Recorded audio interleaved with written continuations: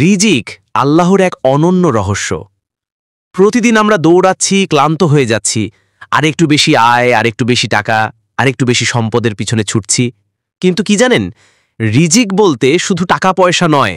রিজিক হলো এমন এক রহস্য যা আমাদের জীবনের প্রতিটি মুহূর্তের সাথে জড়িয়ে আছে। রিজিকের সর্বনিম্ন স্তর টাকা পয়সা, অর্থ ও সম্পদ।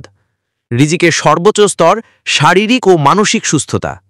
রিজিকের সর্বোত্তম স্তর নেককার স্ত্রী ও সৎ সন্তান।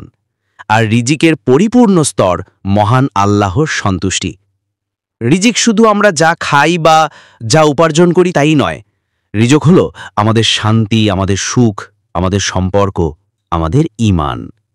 আপনি সারা জীবনে কত টাকা আয় করবেন, কাকে বিয়ে করবেন, কবে কোথায় মৃত্যু হবে, এমনকি কতটা খাবার খাবেন, সব কিছু লিখিত হয়ে গেছে আপনার জন্মের আগেই।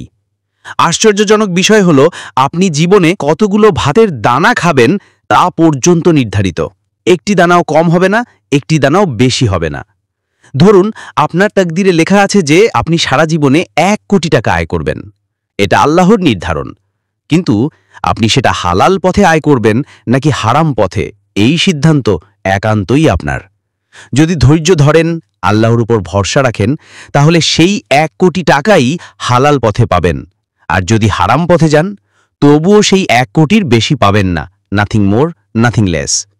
ভাবুন তো, আজ আপনি যে ফলটি খাচ্ছেন সেটা হয়তো এসেছে ইতালি থেকে, থাইল্যান্ড থেকে, অথবা দেশের অন্য প্রান্ত থেকে।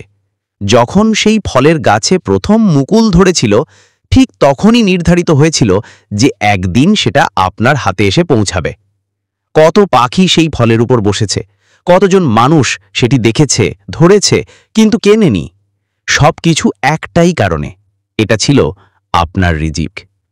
যদি কোনো আত্মীয় বা বন্ধু আপনার বাড়িতে এসে খাবার খায়, সে আপনার খাবার খাচ্ছে না, বরং তার রিজিক আল্লাহ আপনার মাধ্যমে তার কাছে পৌঁছে দিচ্ছেন।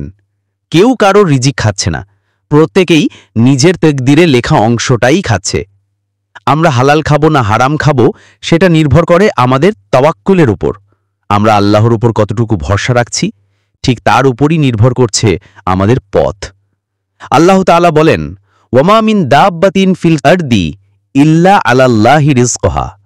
পৃথিবীতে বিচরণকারী এমন কোনো প্রাণী নেই যার রিজিকের দায়িত্ব আল্লাহর উপর নেই। সূরা হুদ আয়াত 6। তাহলে আজ থেকে দুশ্চিন্তা নয়, রিজিকের মালিক আল্লাহ। আমরা শুধু চেষ্টা করব হালাল পথে, বাকিটা আল্লাহর হাতে ছেড়ে দেব। আল্লাহর উপর ভরসা রাখুন, তিনি কখনোই আপনাকে নিরাশ করবেন না। আলহামদুলিল্লাহ। আপনি শুনছিলেন রিজিক আল্লাহর এক অনন্য রহস্য, মাসুম বিল্লাহর কলমে।